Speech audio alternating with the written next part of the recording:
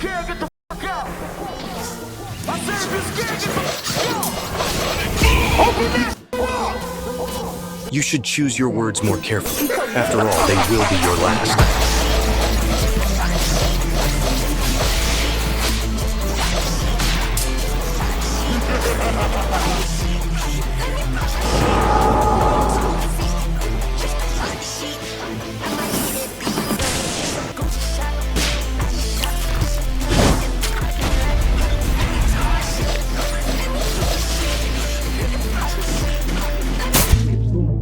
They said that mage builds would never be viable, that Godslayers or M1 builds would always be on top.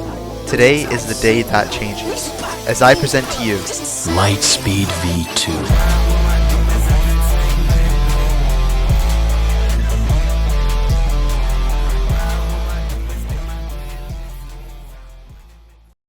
Hey everyone, sorry to keep you all waiting so long. I mean, it wasn't that long, right? Alright, maybe it was a little longer than it should have been, but it was definitely worth the wait. This build is absolutely insane and is definitively and by far the fastest PvE build out there. We have been cooking this one for a while, and with the implementation of metal turrets to make up for the damage lost by the Gale nerf, this build's potential is unfathomable. This build is a Vision Shaper build. This might confuse you. Speedy, why are you not going Jet Striker or Saint Sworn or literally any other oath that'd be way better? Just trust me and watch the video. The Vision Shaper tech is one of the best techs out there and probably won't be patched anytime soon. I myself was able to achieve a time of 104 with 2 failed runs that could have been under 1 minute. A sub 1 run would literally be Deepwoken history. I might not have done it yet, but I know one of you out there can. So, I am putting a bounty of a Bloodforged crown on whoever can get a sub 1 run first. This task is difficult, but with this build, it is most definitely possible. This video will thoroughly explain all the tech used, how to perform the Chaser 1 cycle grip, an explanation of all the talents and why we take them, and much more. This video will also be featuring a build called Chaser's Hubris by Polar the Frog and myself. This build is specifically meant for the no major glitches speedrun category, a category that does not allow the Vision Shaper tech. The Vision Shaper tech is not bannable or anything, it's just not allowed in this specific speedrun category because it only uses simpler glitches, unlike the Vision Shaper tech and back warping, which is also used by Lightspeed V2. So make sure you watch the video the whole way through, and remember to like and subscribe, as I can assure you, I will be coming out with more builds soon. With all that being said, let's move on to the build.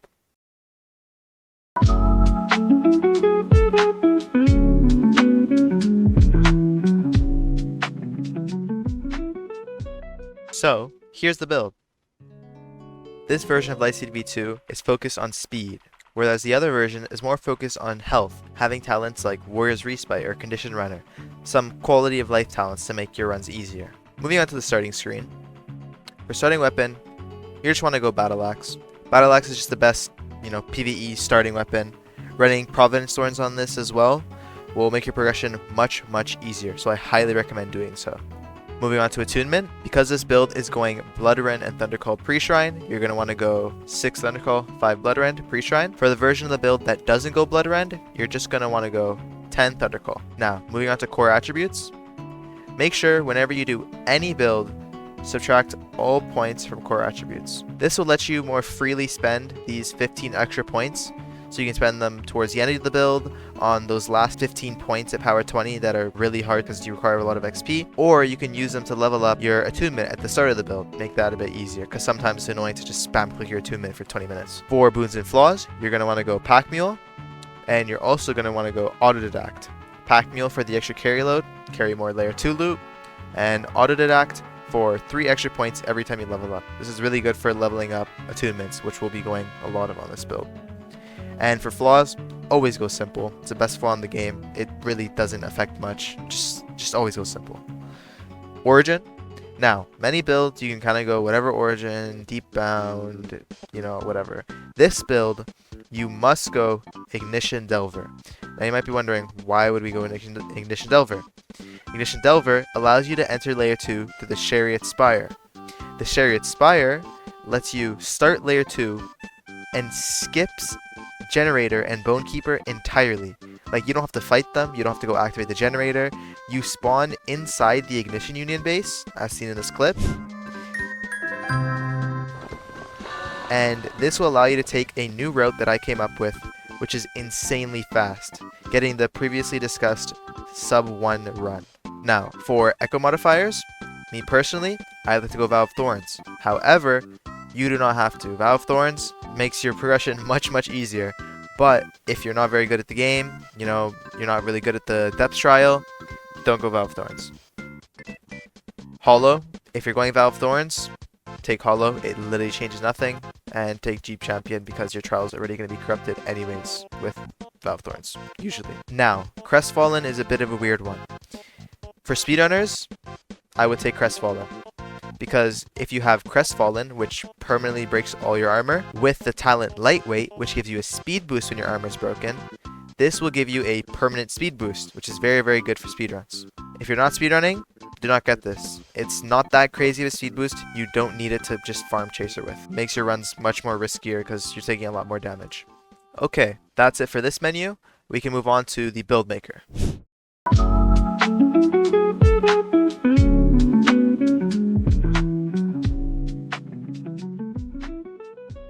Moving on to talents and stat order here. First, we're going to want to go 50 Thunder Call. 50 Thunder Call will allow us to get some of the annoying mantras at the start, like Spark Swap, Lightning Assault, and Lightning Clones, because mantras are like the annoying thing to get at the start. Whatever. For talents, you're going to want to grab Discovery of Fire and Jumpstart. Jumpstart will make you take a lot of damage. It's like 13%, but if you use Jumpstart while you're in your force field, you won't take any damage. So as long as you're in your force field at the very start of the run, you get a free speed boost for a little bit. It's nice to have. Going back to our stats here, you're then going to want to go 60 Agility. 60 Agility will allow you to grab a very important talent, Air Counter. As you might have seen in some of the previous clips, Air Counter was allowing me to break the jars from super far away, alongside Nemesis on the Stiletto, which will allow us to break jars from even further away. These two will allow us to very quickly clear out Chaser's jars and get a very quick Chaser fight. Now, for the rest of our agility talents, we're going to want to grab Swift Rebound, we're going to want to grab Risky Moves, Evasive Expert, which will finally allow us to take Ghost. Now, this build will be focused on getting a lot of passive agility. Passive agility is just extra agility, so it'll allow us to move faster, climb higher, and it's really good for speedrunning. Now, some of these talents, like Triathlete, which gives 2 passive agility, you might think is useless. So you're free to just not take this talent, and instead take something like Blood Iron Spirit, or Thresher Claws, or Fishman. These talents give health rather than passive agility. However, by the end of the build, we probably will be able to get some of these talents. But just know that if you see one of these talents and you're like not too crazy about getting the best possible speed you can, don't worry too much about getting these passive agility talents. For the rest of our agility talents, we're going to want Kickoff, which climb higher, get a bit of a boost, Time to Go, bit of a speed boost on killing something. We're also going to want Lightweight for 3 more passive agility, and if we're using Crestfallen, it'll give us that permanent speed boost. If you do the Bomb Quest, you'll be able to get Hot Potato for 6 passive agility. We're going to want Blade Dancer, landing an M1 removes your roll cooldown. Of course, make sure you have Training Perfection. It's the only way you can one cycle on any build in the game. Next, go back to our stats here. We're going to go 50 Blood Rend, and that's it for our Preshrine. Let's grab the talents. The only talent we need from Blood Rend is Rush Hour, which will give you a 15% damage buff. You will slowly lose health, but this can be counteracted by spitting on Chaser. You don't have to spit on Chaser. I think you'll be able to survive until like 95% health, which is where Perfect Blast ends. So you don't have to worry too much about that, but it's not too difficult. Just press T on Chaser, it'll spit on him. I'll explain this more later in the video. For the rest of our talents, we're going to want to grab Tap Dancer. We're going to want Scuba Drowner. We're going to want Scaredy Cat for some more passive agility. In a Hurry to grip Chaser a bit faster. Since we will not be having Reaper, we'll be using Run It Back. We'll be getting Fast Blade. You should get a speed boost on parry. And back to stats here. Now we'll go 1 to Charisma, put 1 extra point into Intelligence, because we start with some on this race, Preshrine. Remember, this build works on every single race in the game, which is amazing. Don't have to worry about your race not working. Go 1 Iron Sing, go 1 Gale Breath, go 1 Frost Draw, and perfect.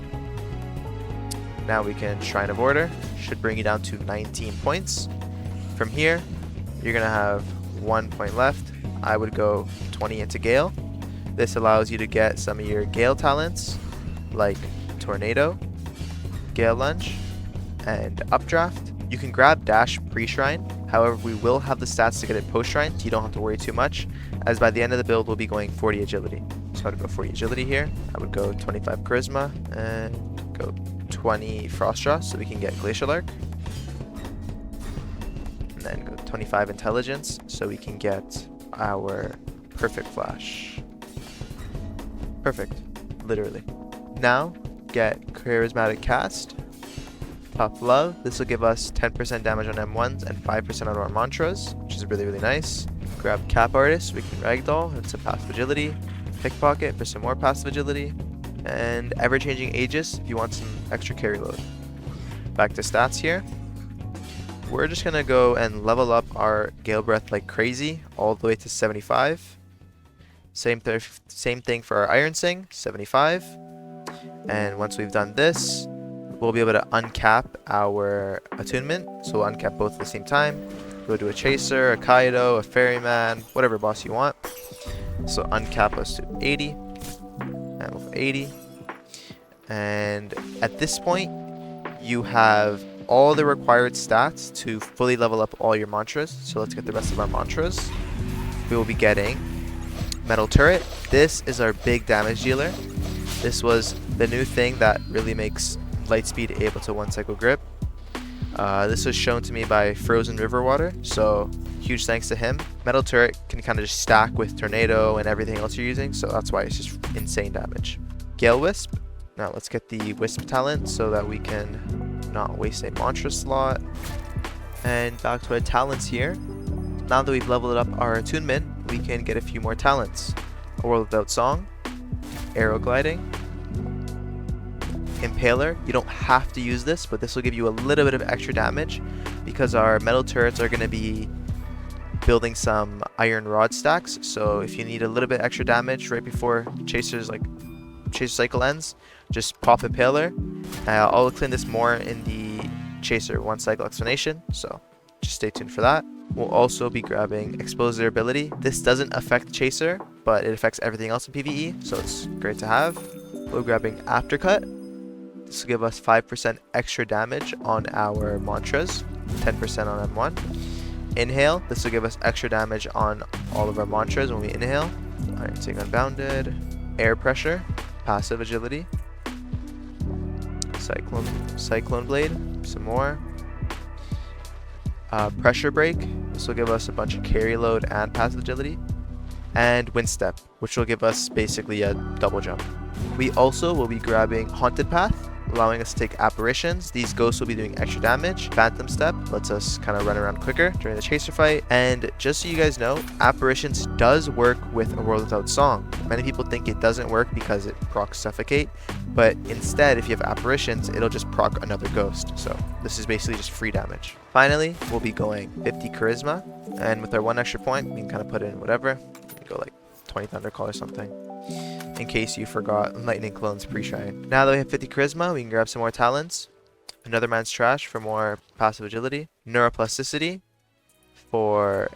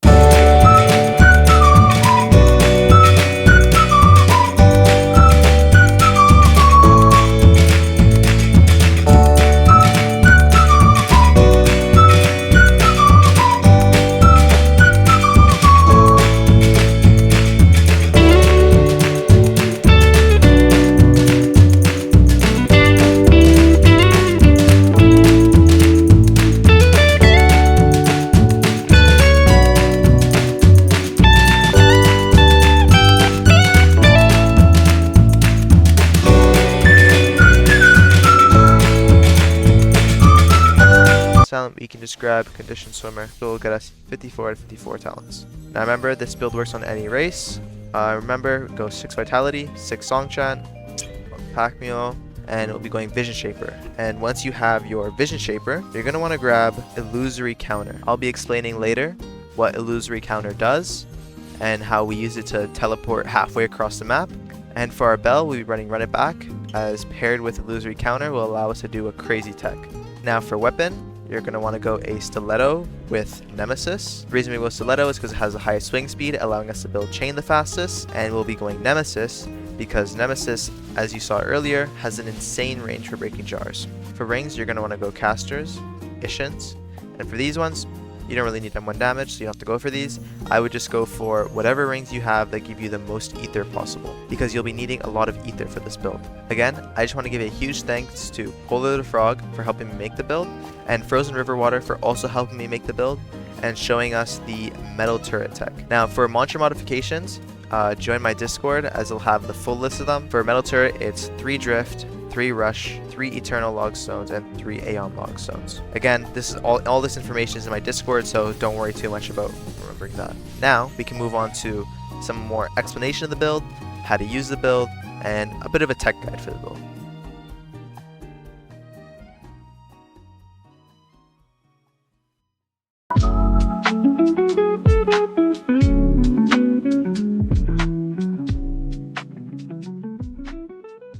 So the first thing I have to explain is that we will not be entering layer 2 through Claris and the light hook. We will be entering through the Chariot Spire, which is unlocked by being the Ignition Deep Delver origin and having escaped through the Deep Drill at least once. To use this entrance, you come over to the Chariot Spire and talk to this NPC here. Once you talk to him, he'll send you down to layer 2, where you'll spawn inside the Ignition Union base in layer 2. This is an amazing skip, as we don't have to do Generator or Bonekeeper at all, saving us a ton of time. An important thing to note is that there is a risk with this. You will not have Light Hook, so I recommend practicing with Light Hook by entering layer 2 through the Light Hook with Claris, and once you feel comfortable, especially with the back warp part, you can start running it through the Union entrance. However, even if you don't have Light Hook, you are still pretty safe. If you were to fall over the void, simply exiting the game through escape plus L plus enter and rejoining will respawn you at the start of layer 2. Normally the way this works is, if you are in combat but above 60%, you can log out safely.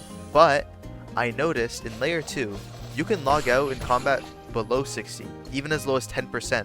I was able to log out while combat tagged from a Bonekeeper at 10% HP. And like basically falling into the void. Another thing you should know is that once you kill Chaser, you shouldn't just leave through the normal light hook, because that'll take you all the way back to Castle Light, and you'd have to run all the way back to the Ignition base, which would be really annoying. Instead, if you want to farm layer 2, at the very start of the run, as you can see here, go to the left door and talk to Levin. He'll activate the Deep Drill for you, and escaping the Deep Drill will spawn you back at the Ignition base, where you can sell, bank, rest up, and start another run. It only takes 10 seconds to get from Chaser to the Deep Drill, which is about the same time as it takes to run back to Claris to the start of layer 2 from Light Hook, so this method is still much faster. Alright, now I will be breaking down a 1 minute and 4 second run. So at the very start of the run, you see me using Run It Back here. This is because I am doing the back warp, or also known as length max tech. The way this works is best explained by Ecliptic in this clip here. So basically what you're going to want to do is place down Run It Back, and then go sort of a fair distance away. Right as your Run It Back ends, you're going to want to use Wind Passage. Now for some reason, the game tries to multiply how far you go with how far you go back, and this causes you to go super far with Wind Passage. So you see me use Run It Back and jump. As soon as I jump, I'm gonna dash, which will bring me out here. After I dash, I can use Lightning Assault, which will bring me up to this corner here. And from this corner, I'm going to jump up and Lightning Impact. And once I Lightning Impact, I'm able to make use of the Illusory Counter Vision Shaper tech.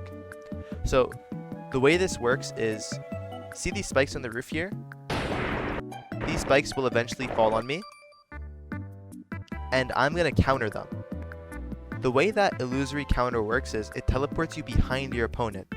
And funnily enough, these opponents are called God because it's the map. I don't know why they named it that, but these spikes are just called God. So we call this the God counter. So if you're combat tagged by these, it's called God, so we're countering God. Once you counter God, it'll teleport you to the center of the map. The game doesn't know where to put you, so puts you to the center of the map. For us, this works perfectly, as once we counter it, fall down here, and we can use our run it back tech, going straight ahead. Make sure you're looking straight. You don't want to like look to the left and like fall into the void or something. And this will take us towards the bounder skip. Dropping down here, you definitely should have a Tyrion pendant. If you have a Tyrion pendant, you will take literally no fall damage. As you can see, I took 2%. So definitely make use of a Tyrion pendant.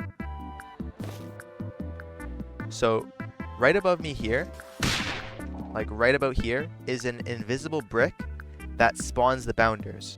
In order to start Chaser, there are 3 requirements. Open either the resonance door or the door with the key at the very start of the run. Turn on generator and kill Bonekeeper. Kill Bonekeeper so you can turn on generator. And lastly, activate the bounders. Now, because we're jumping on this invisible brick here, it spawns the bounders. But we don't need to do the other 2 requirements because we're doing the union entrance. And through the union entrance, we don't spawn at the original spawn, so we don't need the key. And we're skipping generator, so we don't need a generator. Which makes the perfect route for an insanely fast run like this. So once we jump up against the wall, using Gale Leap to kind of slide off the ledge, as you saw here. Gale Leap to slide off the ledge, climb up, and you can probably just get away with just like an air dash. I don't think you need to wind step, but I just do it. It's more consistent. And then you're going to want to put your mouse facing, I think you can see the outline of that building, like right there, right? And at the bottom of that building, like around here, is a Bonekeeper. If you keep your mouse in this general direction, you'll spark swap it. So you're going to want to use spark swap. And it'll spark swap that Bonekeeper. Now, once you come out here, you're going on a Glacial Arc. Now, what's really important is try to go towards like this side of the platform, as you can see where my mouse is, because if you go like right here and use Glacial Arc, it'll just kind of like break and the Glacial Arc won't go fully up. So Glacial Arc up, look towards the center of the Glacial Arc. This is a nice like thick Glacial Arc because we got 3 Stratus, 3 Cloud on this. Hold W and Gale Lunge straight up. And then we're gonna dash, use Lightning Assault, swap our mantras for another mobility mantra, Wind Passage. Now here, we're doing 2 mantra swaps. As soon as we spark swap, we swap out for Glacial Arc. Normally I swap dash here. It's better to swap dash, but I accidentally clicked on Wind Passage. Walk out, Glacial Arc, Gale Lunge. So what you normally would do here is, and then you'd be about here, and then you could use Lightning Assault to clip straight into the building. That would be like the best case scenario. But that's kind of hard to do for some people, so as long as you get up here in any way, it's fine. You don't even have to do the mantra swap midair. Don't worry about it, unless you're speedrunning. Then you're going to land on that ledge using Aero Glide to give us a little bit more time to land on the ledge. Once you're at Chaser, you're going to want to swap Lightning Impact for Lightning Clones. Then you're going to want to use Clones. Updraft the Clones. This will instantly kill it. Then, quickly, as the clone's falling at the sky, place Metal Turret. You're going to want to line up a Chaser kind of like this for the best placement. Just kind of stand kind of close to him on his side and place Metal Turret. It'll place one here, one here. My placement was pretty good here. It wasn't like perfectly lined up because I'm doing it in a rush because I'm speedrunning, but it's a pretty good placement. Then you're going to want to start M1ing your Lightning Clone. The way we're hitting this Lightning Clone with the Metal Turrets also hitting it is building us chain really, really quickly here. So we're just going to spam M1. Our Updraft also had a Bless Gem on it, so that way it comes back quickly. And as soon as Updraft's about to be back, we can cast Tornado, But first we have to inhale tornado to get that extra damage buff. So faint tornado, then immediately perfect cast it by holding M1 and your mantra cast key at the same time. Then you're going to interact with Chaser. I call this the 0th cycle. There's like the first cycle, second cycle, third cycle, like when you're cycling Chaser, like when he comes down to fight him. I call this the 0th cycle because it's not an actual cycle, it's just when you interact with him and you get a little bit of free damage. So when you interact with him, you're going to want to immediately hold block after interacting. Then you'll block his vent, and as soon as you block it, you're going to want to right away cast Updraft.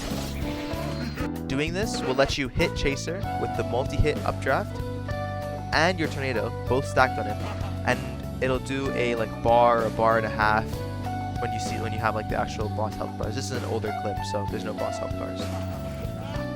I come over here, and as you can see, there are 2 jars here, 3 jars here, there's 1 jar up there, another jar up there.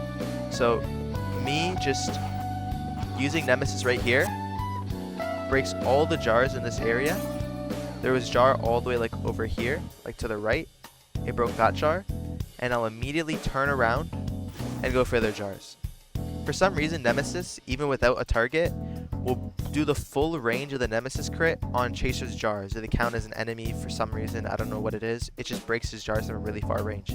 It's very, very good for speedrunning. Just make sure you're dodging all of Chaser's attacks. We can't afford to lose that perfect flash and chain stacks.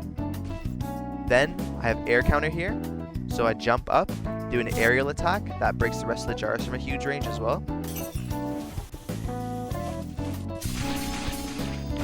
Then, right before he comes down, he'll always do like an attack, right? Rush Hour. Then you're going to inhale and cast Tornado. Discovery of Fire. I spit on him here to like kind of balance out the damage taken by Rush Hour. You don't need to, because I'm still like 97% here. I would have been fine without spitting on him. But once you cast that tornado, you're going to want to use Discovery of Fire to light him on fire, so that way we can grip him, because one of the requirements for gripping Chaser is setting him on fire while his health is at 0. So we use Discovery of Fire, and then close out of that, and we're going to inhale Updraft and use Updraft. And then optionally, we're going to use Impaler as well. Now, for me, I only got a little bit of chain stacks. For you, you should just go for getting as much chain stacks as possible. Just get the full 20 max chain stacks. I only M1 the clone about 8 times. 4, 1, 2, 3, 4. And then a Gale Lunge also. I have 9 chain stacks plus whatever extra comes from the turret. So I'm going to Tornado Inhale, right? But as you saw there, I have much less chain stacks than the maximum. So if you just go max chain stacks, you'll do a lot more damage than me, a lot more consistently. So don't worry about going for a little bit of chain stacks unless you're speedrunning, in which you want to get as little chain as possible, but also dealing as much damage as you can. So the minimum was 6 M1s, this is what I tested. It was 6 M1s, a Gale Lunge, a bit of the Tornado and the metal turrets of course, and that was able to get me a 1 cycle grip on Chaser with Rush Hour. Without Rush Hour, you're just going to get a little bit more chain. So Chaser comes down, inhale, Discovery of Fire, inhale Updraft, Updraft, then I use Impaler here. Impaler you can change in your keybind. Mine is set to a little tilde key beside 1, but you don't need it if you're going max chain. With max chain, you'll have more than enough damage. This is just a little bit extra, just barely having enough chain to kill him. As you can see here, 1 M1, Chaser becomes grippable. Because I don't have max chain, I don't do enough damage to kill Chaser early enough to where he doesn't vent. So if you have max chain, you can probably just grip him as soon as you see the grippable thing. But for me, I have to block the vent, and then I can start gripping him. Because I'm not max chain, because I'm speedrunning, it's going to take him a little while to become grippable. So as you see there, and then he'll vent, I block it, and start gripping him. If you're doing a normal run, you would have tossed at 11 NPC and turn on the deep drill, from which you could then just back warp down to the deep drill and escape layer 2. If you're speedrunning, it's a bit annoying because you're not going to have the time. Say, if you're trying to go for the sub 1, you're not going to be able to activate the deep drill every run. So it's a bit annoying, but you can just go back and turn it on, or you can just restart your run, activate deep drill, escape, and then do another run. There's a bunch of different ways to do it, but yeah, that's it for the 1 cycle in the tech. If you guys have any questions, just ask me on my Discord, as I'll be answering a lot of people's questions.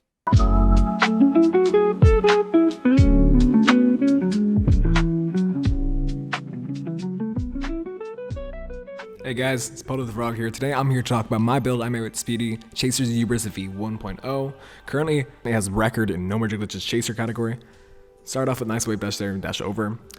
And we just we rush really quickly over to the side there. We glacier like up. Wind passage into Gale Leap to spawn Bonekeeper. He sparks up Bonekeeper to insta kill it. Fish through lightning souls. We climb straight up.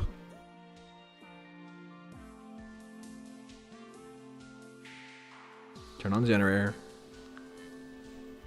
And then we G-Leap across. If you had a short G-Leap like I did, you have dash and wind passage, you can make it like that. Run straight over, Gale Leap off the corner, lightning assault. Keep going. Get a nice wave dash off the edges there. Straight down. And we climb up, spawn the bounders, climb down. Sparks up a Bonekeeper. We swap Sparks up from El Turret, and then we Glacier like up again. We swap Lightning Clones in mid-air, fly straight over to Chaser. We put down Lightning Clones, kill it with Tornado. We swap in Gale Punch and Updraft. Updraft does so much damage. We grab some Chain off the Lightning Clone before heading straight into Chaser. Put down our Monsters on our hotbar. Put down Metal Turrets in front of Chaser. Inhale Tornado, and block the vent Updraft for a lot of damage. We use Nemesis Crit to break the jars. Fly over Chaser's roof, and that roof breaks the last jar. So we try not to get hit to keep our chain and our perfect flash. Chaser goes down. Inhale Perfect as Tornado. Discovery of Fire, Descend Mod Fire, Updraft, and Gale Punch, and Reaper him. And that is the Chaser's Hubris V1 build, currently the best for no major glitches. Back to Speedy.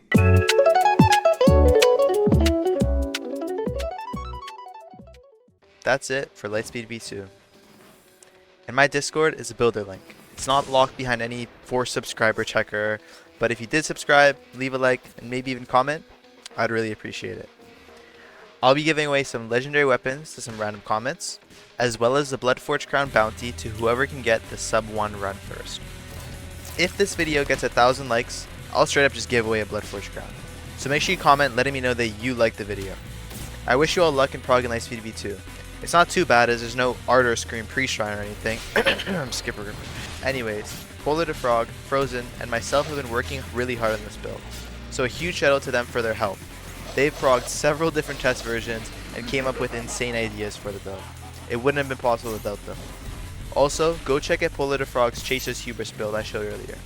We worked on it together and it is the current world record NMG Chaser build. I know this has been a long one, so thank you for watching. I really appreciate it.